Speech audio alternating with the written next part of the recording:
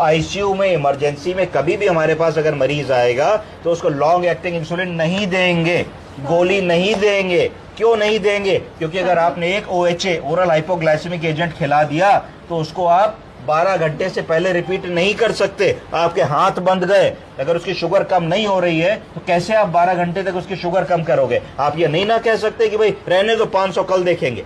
आपको तो 1 घंटे 2 घंटे में उसकी शुगर को 150 करना है।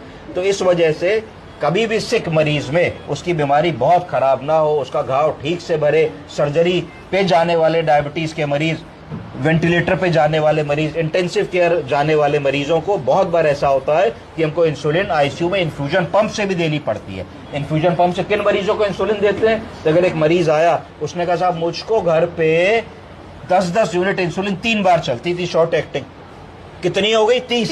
और 20 यूनिट इंसुलिन में रात में लगाता था लॉन्ग एक्टिंग, तो कितनी हो गई? 50। तो ऑलरेडी 50 यूनिट इंसुलिन पे था आदमी।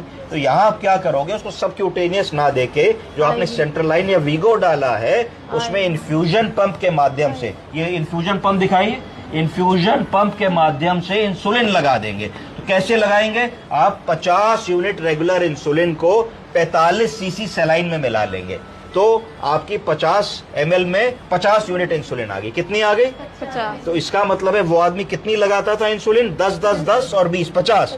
तो 50 यूनिट उसको दिन भर में जानी चाहिए थी। ठीक है, अब हम इसको IV देना चाहते हैं तो 50 यूनिट इंसुलिन को अगर आप 2 ml पर आवर पे लगाओगे तो 24 घंटे होते हैं तो 48 ml चली जाएगी, 24 घंटे में बात आ गई बराबर।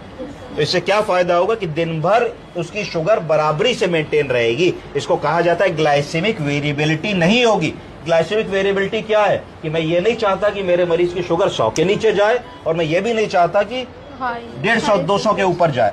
तो मैंने उसकी शुगर को ऐसे सेट कर दिया इंसुलिन को, एक एक बूंद इंसुलिन उसके ब्लड में जाके मिल रही है, एक एक बूंद मिल रही है, एक एक बूंद मिल रही है। तो शुगर ज्यादा नहीं हो रहा है और ज्यादा कम भी नहीं हो रहा है। अगर एक मुश्त मैंने 10 यूनिट या 20 यूनिट लगा ली तो एक संभावना होगी कि वो कम हो जाएगा। तो मैंने उसी 50 यूनिट को अपने 24 घंटों से डिवाइड कर दिया तो 2 यूनिट पर घंटा आया। उस 2 यूनिट पर घंटे को भी मैंने एक साथ नहीं दिया, मैं उस 2 यूनिट को भी 1 घंटे में धीरे धीरे दे रहा हूं। तो बूंद बूंद बूंद बूंद करके इंसुलिन ब्लड में मिल रही है।